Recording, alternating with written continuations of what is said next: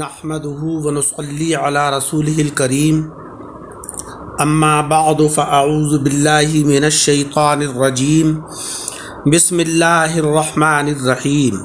يا ايها الذين آمنوا كتب عليكم القصاص في القتلى الحر بالحر والعبد بالعبد والأنثى بالأنثى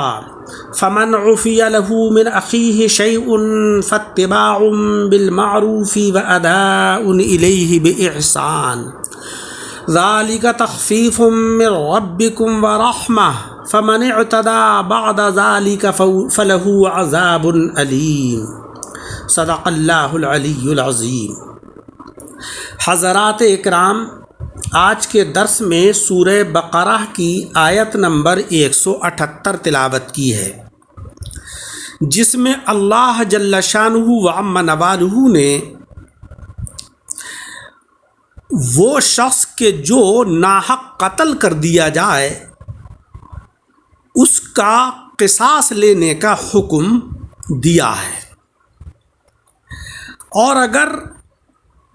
مقتول کے ورثاء سے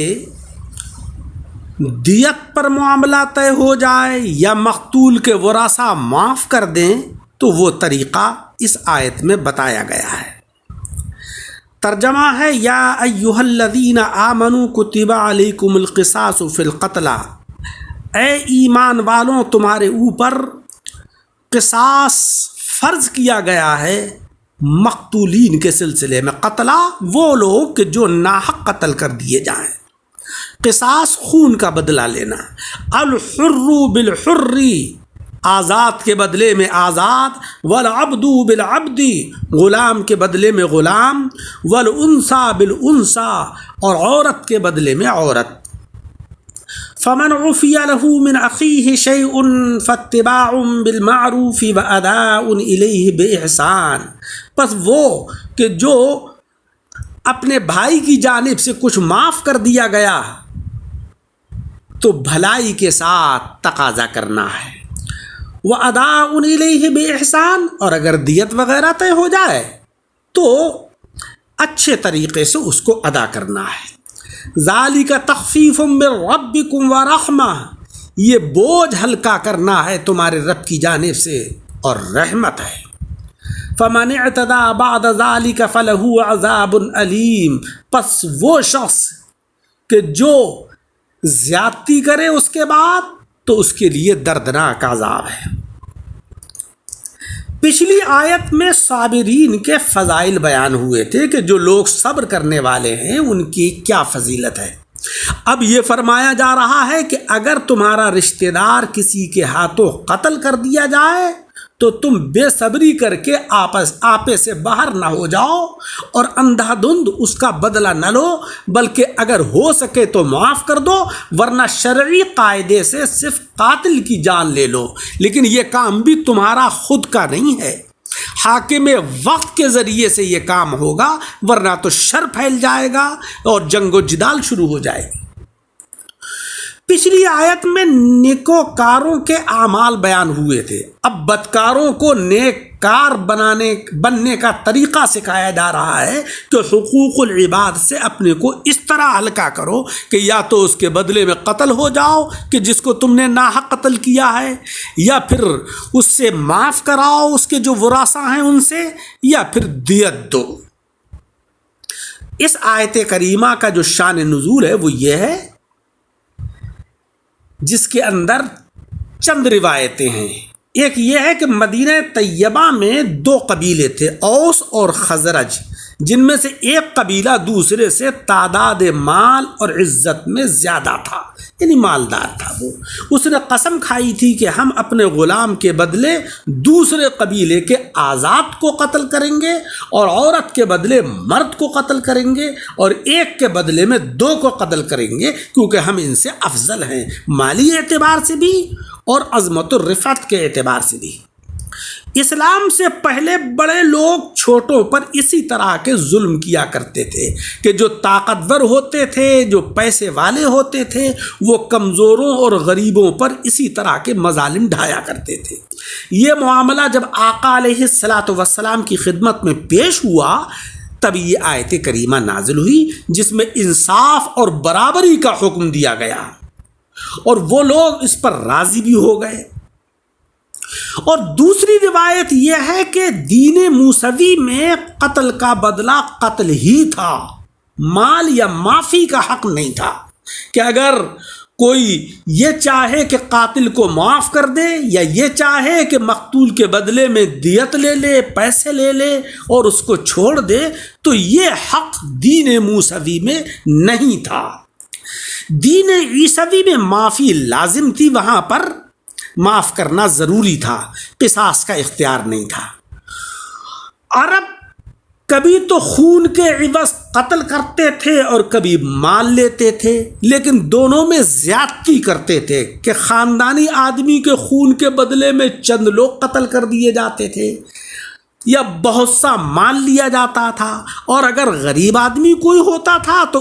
اس کے خون کا بدلہ نہایت معمولی ہوتا تھا۔ ان تمام باتوں کو مٹانے کے لیے اللہ جل شانہ و عم نوالہ نے یہ آیت کریمہ نازل فرمائی کہ آزاد کے بدلے میں آزاد، غلام کے بدلے میں غلام، عورت کے بدلے میں عورت قتل کی جائے، اور بہتر تو یہ ہے کہ قاتل کو معاف کر دیا جائے یا پھر قاتل سے دیت لے کر اس کو چھوڑ دیا جائے۔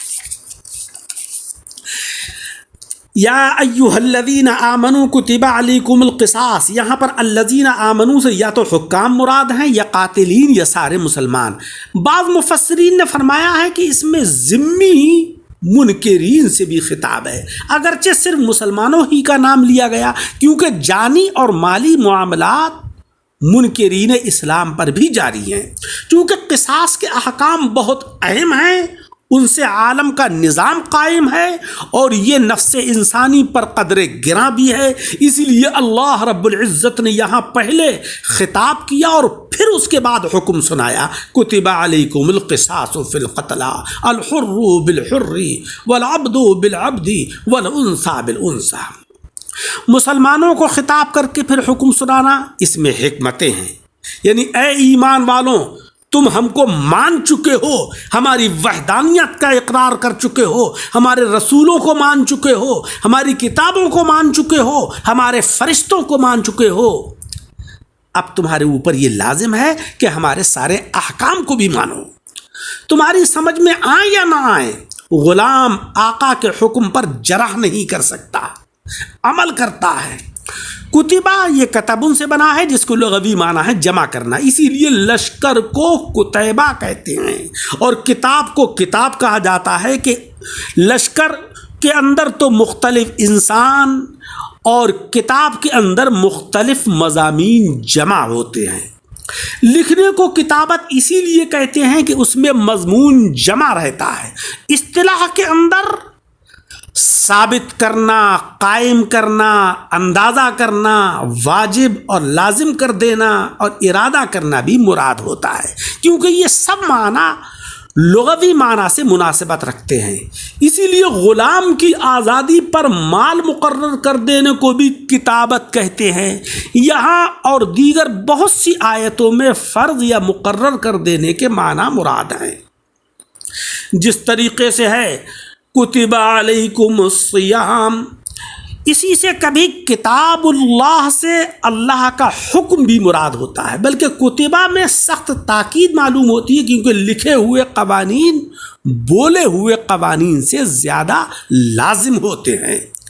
حاکم پہلے ارادہ کرتا ہے، پھر حکم دیتا ہے، پھر لکھ کر شائع فرماتا ہے، گویا حکم کی ابتدا ارادہ ہے اور حکم کی انتہا تحریر ہے۔ علیکم یہاں بھی یا تو حکام سے خطاب ہے یا قاتلین سے یا عام مسلمانوں سے۔ قصن سے قصاص بنا ہے جس کے معنی ہے نقش قدم پر چلنا، فرتدا علی آثارہما قصصا، اور وقالت لاختیہ قصیہ، اصطلاح کے اندر قصاص کے معنی آتے ہیں برابری کرنا، اور یہ قصن بولا جاتا ہے، کہانی کو قصہ کہتے ہیں کیونکہ یہ واقعے کے برابر ہوتی ہے، اور قینچی کو مقص کہتے ہیں کیونکہ اس کے دونوں طرف جو ہیں وہ برابر ہوتے ہیں۔ قصاص خون کے بدلے خون کرنے کو کہا جاتا ہے کیونکہ اس سے قاتل مقتول میں برابری ہو جاتی ہے۔ یہاں یہی معنی مراد ہے، یعنی اے حاکموں تم پر قصاص لینا فرض کیا گیا ہے، یا اے قاتلوں تم پر اپنے مقتول کے ورثاء کے حوالے کر دینا فرض کیا گیا ہے، خبردار قصاص سے بچنے کی کوشش نہ کرنا، یا اے مسلمانوں اور ذمی منکرین تم سب پر قتل میں قصاص فرض کیا گیا ہے۔ یہ بات یاد رہے کہ قصاص میں صرف قتل ہی کیا جائے گا، طریقہ قتل میں برابری ضروری نہیں ہے۔ قاتل گولی سے، خنجر سے یا تلوار سے یا گلا گھونٹ کر کسی بھی طریقے سے مارے، مگر اسے قتل جو ہے وہ اسی طریقے سے نہیں کیا جائے گا۔ جو بھی طریقہ حکومت کا ہوگا وہ اس طریقے سے اس مقتول کے بدلے میں قاتل کو قتل کریں گے۔ یہی احناف کا مذہب ہے۔ شافعی حضرات کے یہاں طریقہ قتل میں بھی برابری ہونا چاہیے کہ اگر گولی سے قتل کیا ہے تو قاتل کو گولی ماری جائے، تلوار سے قتل کیا ہے تو قاتل کو تلوار سے قتل کیا جائے، گلا گھونٹ کر قتل کیا ہے تو قاتل کو گلا گھونٹ کر قتل کیا جائے۔ ان کے نزدیک آقا علیہ الصلاۃ والسلام کی ایک حدیث ہے کہ آپ نے اس یہودی کو جس نے ایک لڑکی کا سر کچل دیا تھا اس کا سر ہی کچلوایا تھا، مگر یہ دلیل جو ہے وہ ضعیف سی ہے، کیونکہ اگر کوئی شخص کسی عورت کو زنا کر کے قتل کر دے تو وہاں پر برابری کیسے ہوگی؟ غرض کہ مذہب حنفی بہت قوی ہے، لیکن یہ بات یاد رہے کہ ہر کس و ناکس کو یا کسی فرد کو یہ اختیار نہیں ہے کہ وہ اپنے مقتول کا بدلہ خود لے لے، بلکہ حاکم وقت کے یہاں دعویٰ کرے گا، اس قتل کو ثابت کرے گا اور وہ حاکم وقت اس مقتول کا بدلہ دلوائے گا۔ اللہ جل شانہ و عم نوالہ مجھے اور آپ سب حضرات کو قرآن عظیم پڑھنے، اس کو سمجھنے اور اس کے اوپر عمل کرنے کی توفیق عطا فرمائے۔ درس کو سن کر احباب کے ساتھ شیئر کریں اور ہمارے یوٹیوب چینل دعوت حق درس قرآن جس کا کہ مقصد دین کی اشاعت ہے، اس کو لائک اور سبسکرائب کریں اور اسی آیت کا اگلا درس اگلے حصے میں سماعت فرمائیں۔